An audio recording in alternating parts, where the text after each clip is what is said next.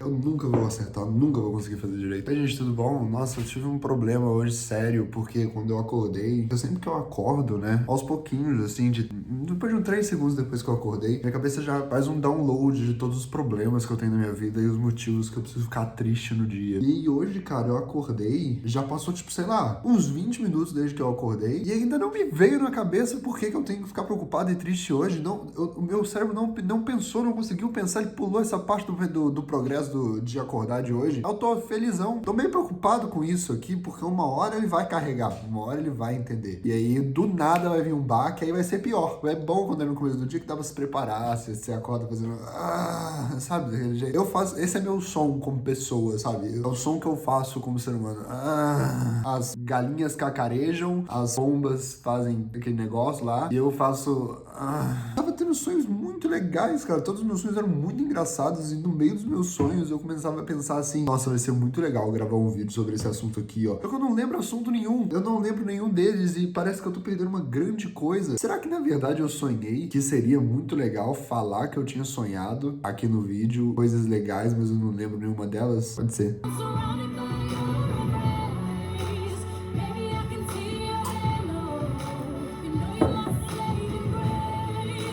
Filha da puta, micróbio do caralho, empatou a minha, atrasou os trabalhos, mas o Brasil tá unido e decidiu o seguinte: não tem mole pra Covid-19 nem 20 bactéria.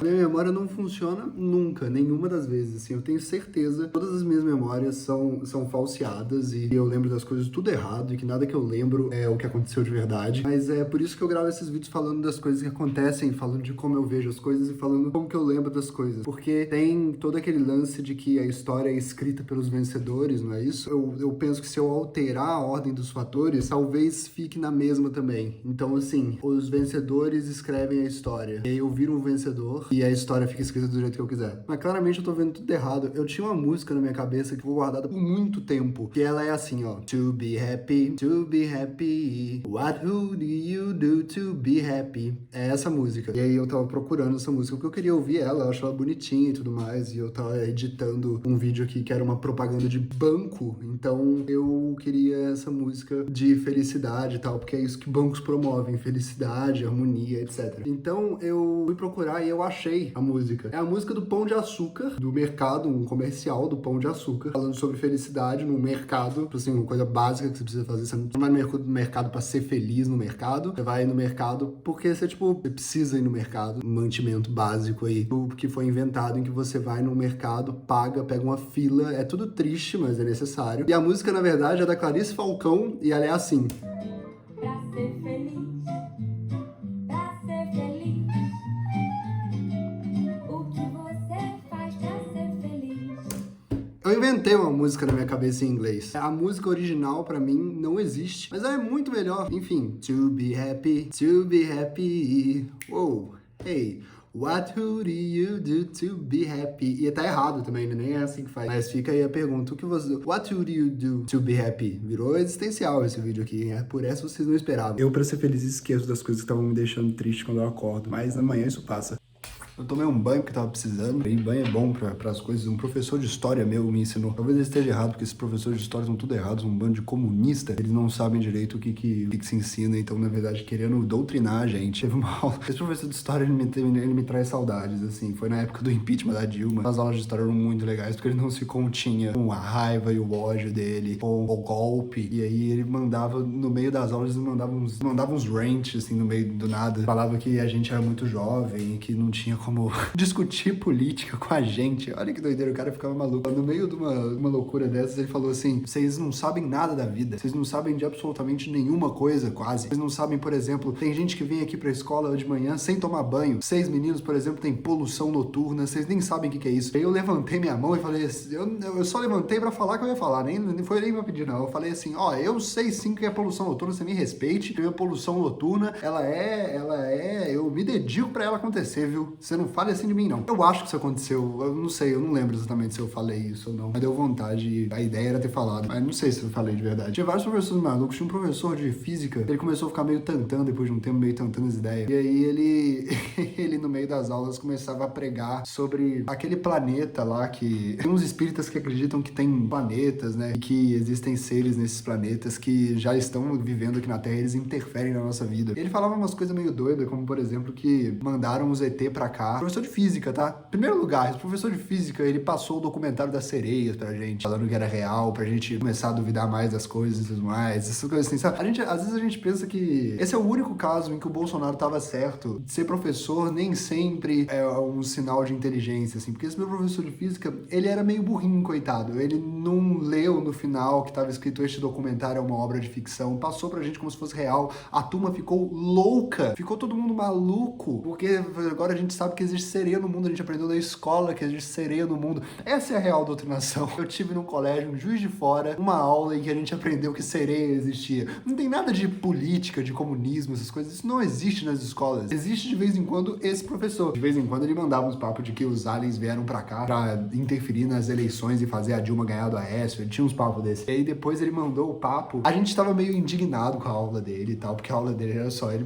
uma meteção de louco doido, e ele já tava velhinho, coitado. E aí, e ele era aqueles velhinhos que falava que não é velho, sabe? Ele com certeza é um desses que agora tá tipo assim, ele tá na zona, no negócio de risco do corona, mas ele fala, não, mas eu sou super saudável, eu sou atleta. Ele ficava falando como que ele parecia ser mais jovem do que ele era de verdade e tal na aula. Ele gastava um tempo da aula de física pra falar sobre o físico dele. Acho que ele não entendeu direito qual era o papel dele ali. E aí teve uma vez que antes de... Tinha um pessoal da sala que era meio bagunceiro, assim, lá no fundo. Eu sentava no fundão, mas eu não era do pessoal bagunceiro. Eu era quem comentava o pessoal bagunceiro e ficava observando eles e só dando muita risada e apoiando, falando, não, faz isso sim. E teve uma vez que eles combinaram de antes da aula de física, o que peidava mais fedido ia peidar antes da aula. Acho que não foi isso que aconteceu. Não foi isso não. Eu tô comprando a versão do professor, tô comprando a história dele. Ele escreveu uma história e aí eu agora tô considerando que essa é a verdade só porque é a história escrita, mas não é. A verdade é que alguém antes da aula peidou sem querer. E aí o professor começou a ficar achando que alguém peidou na aula dele por querer pra ficar a sala fedida e deixar ele puto. E ele ficou puto porque na cabeça dele alguém peidou de propósito, mas não, alguém peidou sem querer. E ele saiu de sala, começou a gritar que não dava pra dar aula naquela sala porque as pessoas ficam soltando odores pra irritar ele e ele não dá aula, que ele nunca foi tão desrespeitado na vida dele porque alguém peidou sem querer na aula. Você tem que ter um ego muito grande pra achar que alguém peidou por causa de você. Eu, honestamente, depois comecei a falar assim com o pessoal, velho, na boa, vamos peidar por querer na aula desse cara, ele tá merecendo. Quem é que peidou foi a sereia, dane-se. Mas cadê a sereia na sala? A sereia nem peida, ele diria. Eu falaria, claro que não, sereia nem existe, seu idiota. Tem algum documentário sobre sereia não existir? É mais difícil provar isso, né? É mais difícil provar que as sereias não existem do que falar que elas existem. A história de que esse peido foi pra Tiquitá é igual sereia. Não existe, é mentira. Tem uma preocupação real, às vezes, porque ele ficava mandando esses papos de que ele era doido e tal, de que sereia existia e tudo mais. O tempo todo ele falava que ele tava mostrando essas coisas pra gente, essas coisas de conspiração, pra gente sempre questionar o que tava em volta da gente, sabe? Assim, viu? Ó, vocês não acreditavam em sereia, mas sereia existe, questionem tudo, mas talvez ele estivesse fazendo de mostrar um documentário de sereia na escola e depois falar questionem tudo pra gente questionar o questionamento dele e continuar questionando as coisas. Talvez ele tava se colocando ali como alvo, pra na verdade a gente aprender uma coisa, porque ele falava bastante, questionem tudo, questionem tudo. Às vezes ele tava mostrando pra gente documentário da sereia, fingindo que era verdade pra gente questionar a autoridade dele. Talvez ele seja mais esperto do que a gente pensa, do que eu penso. Vocês não estão nem aí. Só eu que tô ficando doido aqui. Pensar demais às vezes é ruim. Não vou questionar nada não, velho. Isso é só idiota mesmo. Professor de física burro. Professor de física burro. Eu tenho essa bagunça aqui, tipo, pasta de dente. Eu não escovo meu dente dentro do quarto. Eu não sei porque eu tenho isso aqui não. Não senti falta dessa pasta de dente. Eu vou continuar sem sentir. Caderninho aqui. Eu faço uns desenhos. Engraçado porque nele dá pra ver esse monstro. Como é que antes os meus desenhos eram horríveis. japonês. Isso aqui eu fiz pra conquistar uma garota. Depois que eu mandei esse desenho, nunca mais voltou. Ela entendeu como uma crítica à aparência dela. Eu vou fazendo esses desenhos com rasura. Eu desde pequeno desenho, mas só que desenhava algumas coisas meio cartoon e tudo mais. Quis voltar a tentar desenhar, eu fiz nesse estilo que era meio de rasuras, assim. E isso aconteceu porque quando eu era criança, alguém na sala de aula falou, quando errava uma coisa na prova, perguntou pro professor se poderia rasurar. A professora falou, pode rasurar sim. E todo mundo entendeu, menos eu entendi o que ela tava falando. E eu fiquei muito puto, porque eu perguntava às pessoas, o que é rasurar, o que é rasurar? E aí elas falavam assim, você não sabe o que é rasurar? Eu falava, claro que sei. E eu não sabia o que era. E agora que eu cresci, eu faço todos os meus desenhos com rasura. Eu sei o que é essa merda. Tem eu aqui, olha só, tem eu triste. Isso aqui tem muito tempo. Tem uns desenhos meio pornográficos aqui que eu não vou mostrar. Esse aqui sou eu também, bem sensual, mas não chega a ser pornográfico ainda. Aqui tem umas coisas com aquarela que eu fiz. Puta, será que eu vou mostrar isso? Isso é um teste do Whindersson transando. Deixa isso pra lá. Esse aqui é o Haddad com a piroca na mão. É uma grande foto aí que eu ia desenhar ou a Dilma comendo uma pomba ou o Haddad com a piroca na mão. Tá começando a ficar meio pornográfico. Esse é o Norm Macdonald, não ficou bom esse desenho. Aqui a gente tem um desenho pornográfico que é o Dória. O João Dória. Esse desenho eu chamo de Doria's Dream. Tem esse doguinho aqui, muito legal. Eu gosto desse doguinho. Tem esse café da manhã, muito legal. Eu gosto desse café da manhã. Tem essa rua aqui.